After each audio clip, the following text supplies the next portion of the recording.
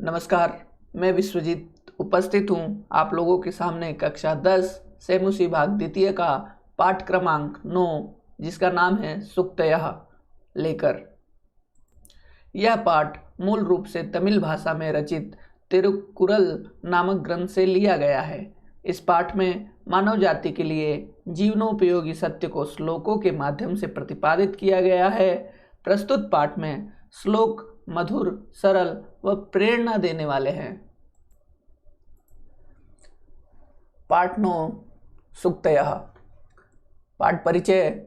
अयं पाठः मूलतः तमिल भाषाया तिरुकुरल नामक ग्रंथात् गृहीतः अस्ति। यह पाठ मूलतः तमिल भाषा के तिरुकुरल नामक ग्रंथ से लिया गया है।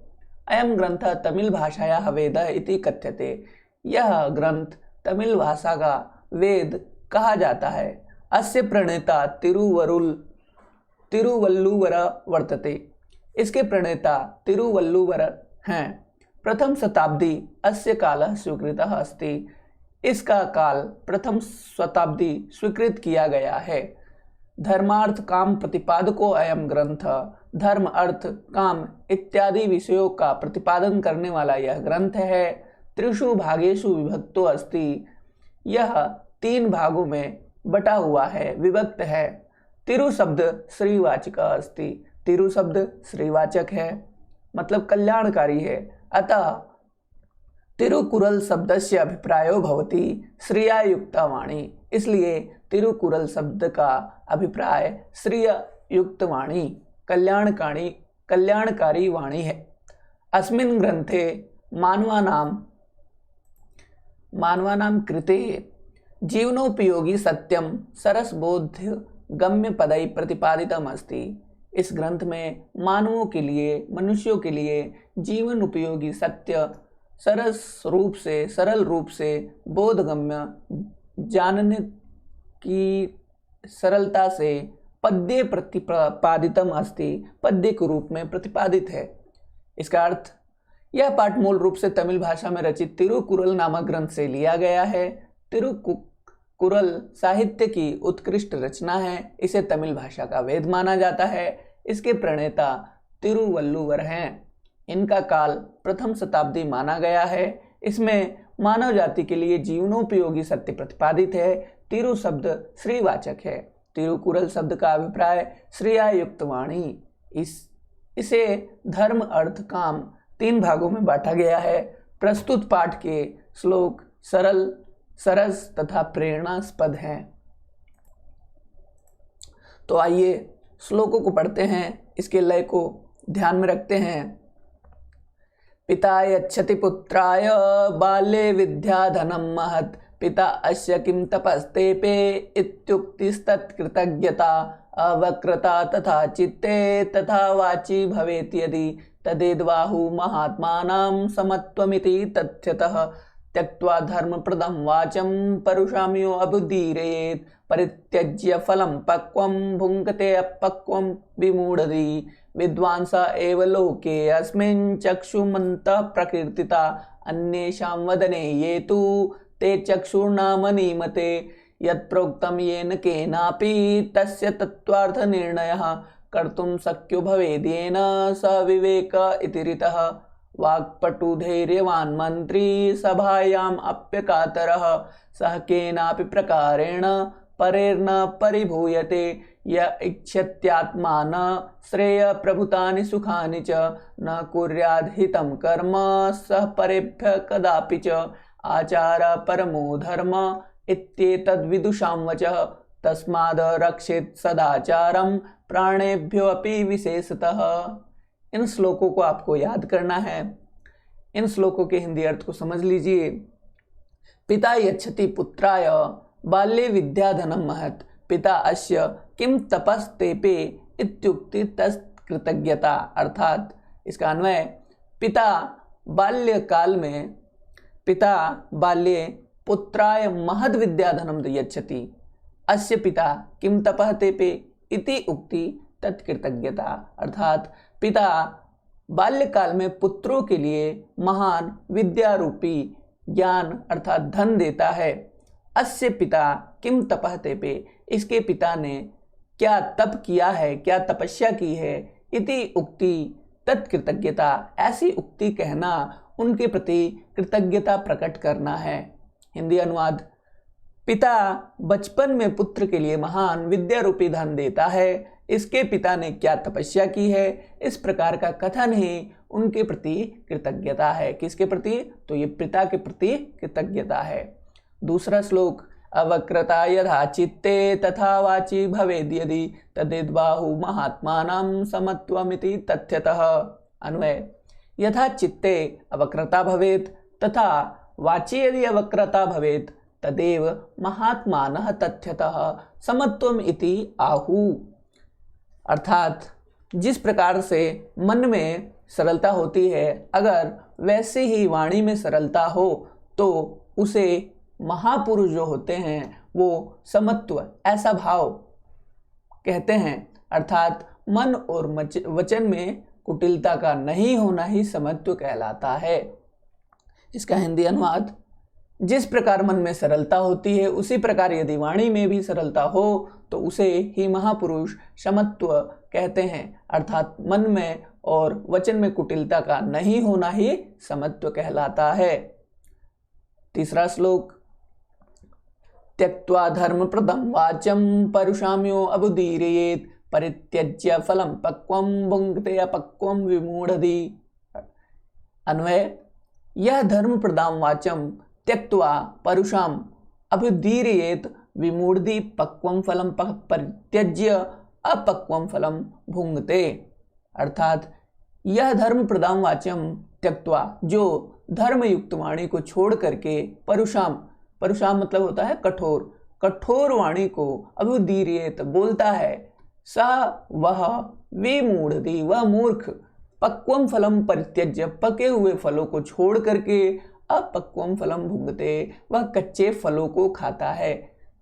इसका हिंदी अनुवाद, जो धर्मयुक्त वाणी को छोड़कर कठोर वाणी को बोलता है, अर्थात वह मूर्ख पके हुए फलों को छोड़कर कच्चा फल ही खाता है। श्लोक संख्या 4, विद्वांस एव लोके अस्मिन् चक्षुर्मन्तः प्रकीर्तिता अन्येषां वदने ये तु ते चक्षुर्नामनीमते।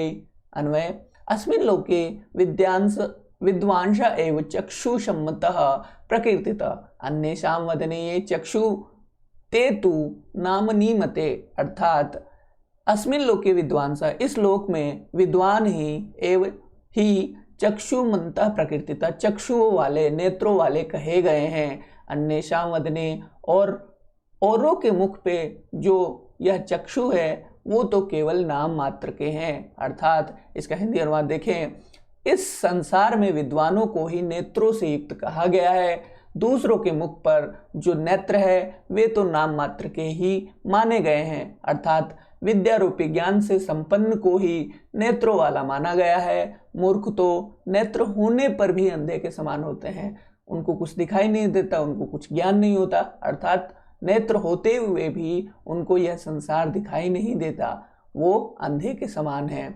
श्लोक संख्या 5, यत् प्रोक्तं येन केनापि तत्य तत्त्वार्थ निर्णयः कर्तुं शक्यो भवेद् येन स विवेक इति रीतः।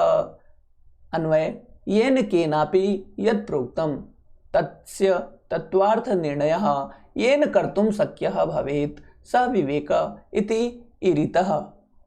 येन केनापि, इसका अर्थ देखें, येन केनापि जिस किसी के द्वारा भी, यद प्रोक्तम जो कुछ भी कहा गया है, तस्य उसका, तत्वार्थ निर्णय उस तत्व के अर्थ का निर्णय, येन कर्तुम शक्य जो करने में सक्षम होता है, भवेत सह विवेक वह विवेक कहलाता है, इरितः ऐसा कहा गया है।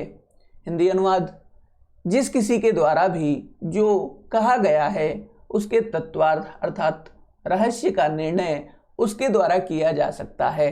अर्थात जो यथार्थता का निर्णय करने में समर्थ होता है वही विवेक कहा गया है। श्लोक संख्या 6, वाक्पटु धैर्यवान मंत्री सभायाम अप्यकातरः स केनापि प्रकारेण परेण परिभूयते। इसका अन्वय, यह मंत्री वाक्पटु धैर्यवान सभायाम अपि अकातरः भवति सः केनापि प्रकारेण परेर्न परिभूयते।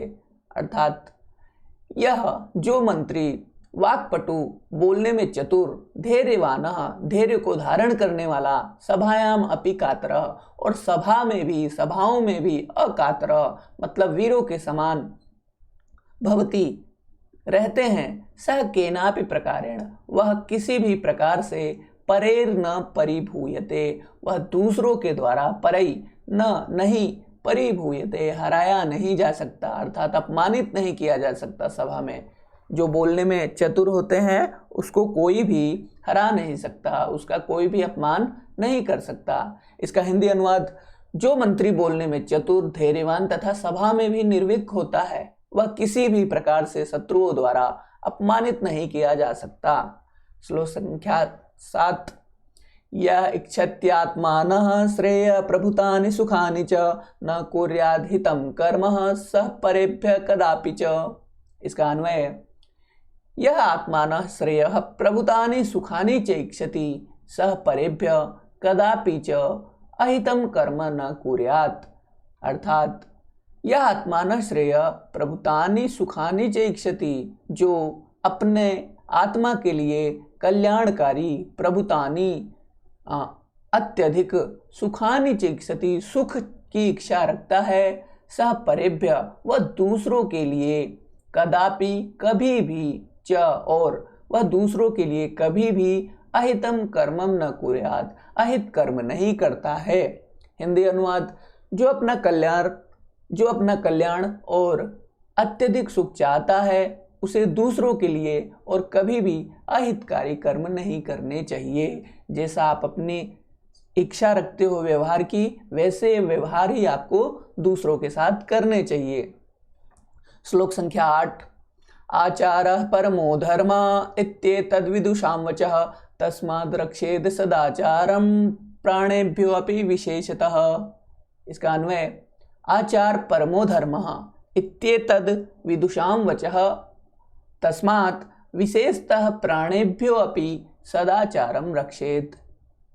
अर्थात आचार परमो धर्म, अच्छा व्यवहार सबसे बड़ा धर्म है। इत्येतद् विदुषां वचः, ऐसा विद्वानों का वचन है। तस्मात् विशेषतः, उनमें से भी विशेषतः, प्राणेभ्यो अपि प्राणों से बढ़कर भी, सदाचारम रक्षेत सदाचार की रक्षा करनी चाहिए, अच्छे व्यवहार की रक्षा करनी चाहिए। हिंदी अनुवाद, सदाचार पहला धर्म है, यह विद्वानों का वचन है, इसलिए विशेष रूप से प्राण देकर भी सदाचार की रक्षा करनी चाहिए। इस पाठ से संबंधित कठिन शब्दार्थ को एक बार देख लीजिए। तेपे तपस्याम अकरोत, अर्थात उसने तपस्या की। अवक्रता न वक्रता, ऋजुता अर्थात सरलता। वाची वाण्याम, वाणी में। तथ्यतः यथार्थ रूपेण, वास्तव में। परुषाम कठोरम, कठोर। अभुदीरियेत वदेत, बोलना चाहिए। विमूढ़धि मूर्ख, बुद्धिहीन, अज्ञानी, ना समझ। वाक्पटु वाची, संभाषणे पटु, बोलने में और संभाषण करने में चतुर, संभाषण वार्तालाप में चतुर। चक्षुषम्मतः, नेत्रवन्तः, नेत्रों से युक्त। वदने आनने, मुखे मुख पर। ईरितः कथितः, कहा गया। परिभूयते तिरस्क्रियते, अवमान्यते अपमानित किया जाता है। श्रेयः कल्याणम, कल्याण। प्रवृत्तानि अत्यधिकानि, अत्यधिक। विदुषाम विद्वज्जनानाम, विद्वानों का। इस पाठ से संबंधित अभ्यास प्रश्नों को सोल्व करना है। तो देखिए पहला प्रश्न, अभ्यास प्रश्नों में एक पदेन उत्तरम लिखत, एक पद में उत्तर लिखिए। पिता पुत्राय बाल्ये किम यच्छति, पिता पुत्रों के लिए बाल्यकाल में क्या देता है, तो वह विद्या रूपी धन देता है, विद्या धनम। विमूढ़धि कीदृशम वाचिम परित्यजति, मूर्ख कैसी वाणी को छोड़ देते हैं, तो धर्म प्रदान, धर्म से युक्त वाणी को मूर्ख छोड़ देते हैं। परुषाम बोलते हैं। परुषाम मतलब कि कठोर वाणी को बोलते हैं वो।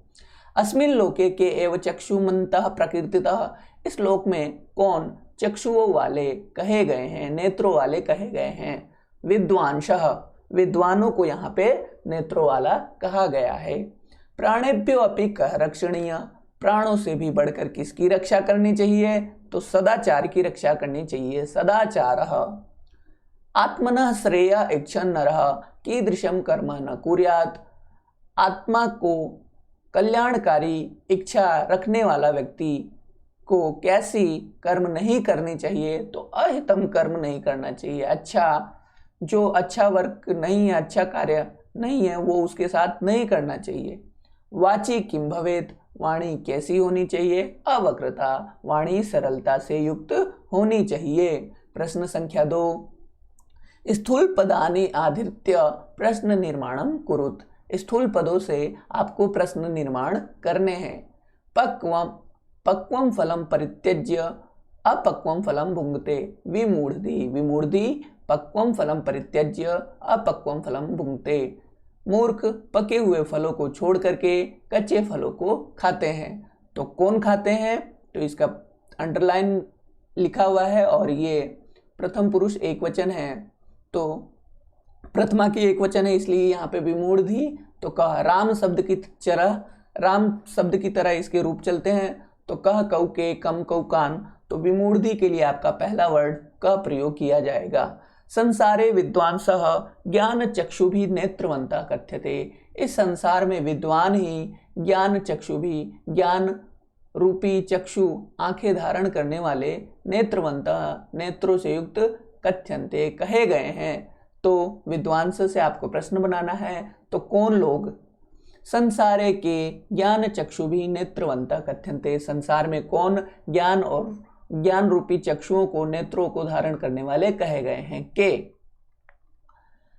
प्रश्न संख्या ख, जनकेन सुताय शेषवे विद्याधनम दीयते, पिता के द्वारा पुत्र के लिए शैशव काल में, बाल्यकाल में विद्याधन दिया जाता है। जनकेन कस्मै शेषवै विद्याधनम दीयते, यहाँ पे सुताय में चतुर्थी विभक्ति एक वचन है, इसलिए कस्मै चतुर्थी विभक्ति एक वचन पुल्लिंगवाची शब्द है। ये चतुर्थी विभक्ति एक वचन कस्मै। तत्वार्थस्य निर्णयः विवेकेन कर्तुं शक्यः, तत्वों के निर्णय का विवेक से निर्णय करना चाहिए। तत्व का अर्थ निर्णय विवेक से करना चाहिए, तो किसका निर्णय करना चाहिए विवेक से, तो कस्य, षष्ठी विभक्ति एक वचन। कस्य निर्णयः विवेकेन कर्तुं शक्यः, किसका निर्णय विवेक से करने में सक्षमता प्राप्त करनी चाहिए। धैर्यवान लोके परिभवम न प्राप्नोति, धैर्यवान कहाँ पे, परिभवम न प्राप्नोति, तो कहाँ के लिए आपको कुत्र शब्द का प्रयोग करना है। कुत्र मतलब कहाँ। आत्म कल्याणम इच्छन् नरः परेशान अनिष्टम न कुर्यात्, अपनी आत्मा के लिए कल्याणकारी इच्छा रखने वाला व्यक्ति परेशान अनिष्टम न कुर्यात्, दूसरों का अनिष्ट नहीं करता, तो दूसरों का, तो यहाँ पे परेशान के लिए केशाम। आत्म कल्याणम इच्छना, आत्मा की कल्याण के लिए इच्छा रखने वाला नर दूसरों के साथ कैसा व्यवहार नहीं करता, तो दूसरों के साथ किसके साथ, तो केशाम। प्रश्न संख्या 3, ये आपके अन्वय हैं। ये रिक्त स्थानों को आपको अन्वयों में से देख के लिखना है, जो कि पाठ के लास्ट में अभ्यास के पास, अभ्यास से पहले लिखे हुए हैं शब्दार्थ के रूप में। और इसके आगे मैं बता देता हूँ, पिता बाल्ये महत् विद्याधनम यच्छति, पिता बाल्यकाल में महान विद्या रूपी धन देता है। किसे देता है, तो यहाँ पे लिखना है आपको पुत्राय। अस्य पिता किम तपः तेपे, इसके पिता ने कैसी तपस्या की है, इत्युक्ति ऐसी युक्ति, तत्कृतज्ञता, यहाँ पे आपको लिखना है तत्कृतज्ञता। ये न केनापि, यहाँ पे आपको लिखना है येन केनापि यद प्रोक्तम, जिस किसी के द्वारा कुछ भी कहा गया है, तस्य तत्वार्थ निर्णय येन कर्तुम शक्यः। यहाँ पे आपको शक्य लिखना है कि जो करने में सक्षम होता है तत्वार्थ का निर्णय, सह विवेकः, वह विवेक, इति ऐसा, इरितः कहा गया है, वह विवेक है जो अच्छे बुरे में अंतर करना जानता है, वह विवेक कहलाता है। यह आत्मान श्रेयः इक्षति, जो अपनी आत्मा के लिए श्रेय, प्रभुतानि सुखानि च इक्षति, और पूरी संपूर्ण सुख को चाहता है, परेभ्य अहितम, उसे दूसरों के साथ अहित कर्म कदापि न कुर्यात्, कभी भी नहीं करने चाहिए। यहाँ पे आपको कर्म लिखना है और रिक्त स्थान में इस जगह पर आपको कुर्यात् लिखना है। प्रश्न संख्या 4, अधोलिखितम उदाहरण द्वयम पठित्वा अन्यान प्रश्नानुत्तराणि लिखत। यहाँ पे लिखे हुए उदाहरणों को आपको पढ़ के और नीचे लिखे हुए प्रश्नों के उत्तर आपको देने हैं। यथा सत्या मधुरा च वाणी, सत्य और मधुर वाणी को क्या कहते हैं? तो धर्म प्रदाम वाणी भी बोलते हैं। धर्म प्रदाम वाचः कह त्यजति, धर्म से युक्त वाणी को कौन त्याग देता है? विमूढ़ी, मूर्ख। मूढ़ पुरुषः काम वाणी वदति, मूर्ख पुरुष कैसी वाणी बोलते हैं? तो परुषाम अर्थात कठोरता से युक्त वाणी बोलते हैं। मंदमति कीदृशम फलम खादति, कमजोर बुद्धि वाले कैसे फल को खाते हैं? अपक्वम, कच्चे फल को खाते हैं अर्थात अपक्वम। यहाँ पे श्लोक संख्या 3 के ये प्रश्न उत्तर थे। प्रश्न ख श्लोक संख्या 7 से, यथा बुद्धिमान नरः किमीक्षति, बुद्धिमान नर, बुद्धिमान व्यक्ति क्या इच्छा रखता है? आत्मनः श्रेयः, अपनी आत्मा के लिए कल्याणकारी कार्य। कि अंति सुखानि इक्षति, कैसी सुख चाहता है? तो प्रभुतानि अर्थात संपूर्ण, अत्यधिक। सह कदापि किम न कुर्यात्, वह कभी भी क्या नहीं करता? तो अहितम कर्म, अहित कर्म नहीं करता। सह केभ्य अहितम न कुर्यात्, वह किसका अहित नहीं करता? तो परेभ्य, वह दूसरों का अहित नहीं करता। यह श्लोक संख्या 7 के प्रश्न उत्तर थे। प्रश्न संख्या 5, मंजूषाया तब भावात्मक शुक्ति विचित्य, मंजूषा से उसके भावात्मक शुक्ति को चुन करके अधोलिखित कथना नाम समक्षम लिखत, नीचे लिखे हुए कथनों के सामने लिखना है। तो आचारेण तु संयुक्तम संपूर्ण फल भाग भवेत, मनसी एकम वचसी एकम कर्मणि एकम महात्मनाम। ये आपके प्रश्नों के नीचे लिखे हुए हैं। इनमें से आपको छांट के इन प्रश्नों के आगे उससे संबंधित श्लोकों को लिखना है। विद्याधनम महत, विद्याधनम सर्वधनम प्रधानम, विद्याधन सभी धनों में प्रधान है। विद्याधनम श्रेष्ठम तन्मूलमितर द्वन्नम, आचार परमो धर्म, इसके लिए आचारेण तु संयुक्तम संपूर्ण फल भाग भवेत, आचार परमो धर्म, संतश्चार लक्षणा। ग चित्ते वाची च अवकृता एव समत्वम, मनसी एकम वचसी एकम कर्मणि एकम महात्मनाम, सवो मनांसी जानताम। प्रश्न संख्या 6, अधोलिखितानां शब्दानां पुरतः उचितम विलोम शब्द कोष्ठकात् चित्वा लिखत, नीचे लिखे हुए शब्दों के सामने उचित विलोम शब्द कोष्ठक में से चुन करके आपको लिखने हैं। पक्वम, पक्व का अर्थ होता है कच्चा, तो इसका विलोम शब्द अपक्वः अर्थात कच्चा। विमूढ़ी, विमूढ़ी मतलब मूर्ख, तो इसका विलोम शब्द शुद्धि, शुद्धि मतलब विद्वान। कातरः, कातरः मतलब कायर। अकातरः, अकातरः मतलब वीर। कृतज्ञता, कृतज्ञता, कृतज्ञता मतलब उपकार, कृतज्ञता मतलब अनौपकार। आलस्यम, विनम्रत, आलस्यम के साथ उद्योग, परिश्रम। परुषा मतलब कठोर और इसके लिए कोमल, तो कोमला। इसका आभाग अधोलिखितानां शब्दानां त्रयः समानार्थक शब्दा मंजूषाया चित्वा लिख्यताम। इस प्रश्न के नीचे आपको एक मंजूषा दी हुई है, एक बॉक्स दिया हुआ है, उसमें से आपको प्रश्नों के उत्तरों को ढूंढकर उसके सामने लिखना है। प्रभुतम, प्रभुतम मतलब कि संपूर्ण, तो इसके लिए भूरी, विपुलम बहु, श्रेयः कल्याणकारी, इसके लिए आपको शुभम शिवम कल्याणम। चित्तम, चित्तम मतलब होता है मन, तो मन के लिए मानसम मनः चेतः। सभा, सभा के लिए आपको परिषद, सभा और संसद। चक्षुष अर्थात नेत्र आंखें, तो इसके लिए लोचनम नेत्रम नयनम। मुखम, मुखम के लिए आपको आननम वदनम वक्त्रम ऐसा लिखना है और इन्हें याद भी करना है। प्रश्न संख्या 7, अधस्ततात् समास विग्रह दीयन्ते तेषां समस्त पदानि पाठाधारेण दीयन्ताम्। नीचे लिखे हुए समास विग्रहों का समस्त पद आपको पाठ के आधार पे लिखना है। तत्वार्थस्य निर्णयः, तत्वार्थ का निर्णय, तो यहाँ पे आपका हो जाएगा तत्वार्थ निर्णयः। वाचिपटु, बोलने में चतुर, वाक्पटु, धर्म प्रददाति इति, धर्म को देने वाला ऐसा, धर्म प्रदाम। न कातरः, अकातरः, न हितम, अहितम, महान आत्मा येषाम, महात्मनः। विमूढ़धा, विमूढ़ाधि यस्य सा, विमूढ़धि। यह पाठ 9th संपूर्ण हुआ। बने रहें संस्कृत के साथ। प्रस्तुत यह पाठ था सूक्तयः। इस पाठ से संबंधित कोई भी प्रश्न हो तो कमेंट लिखकर जरूर पूछें और चैनल को शेयर व सब्सक्राइब अवश्य करें। धन्यवाद।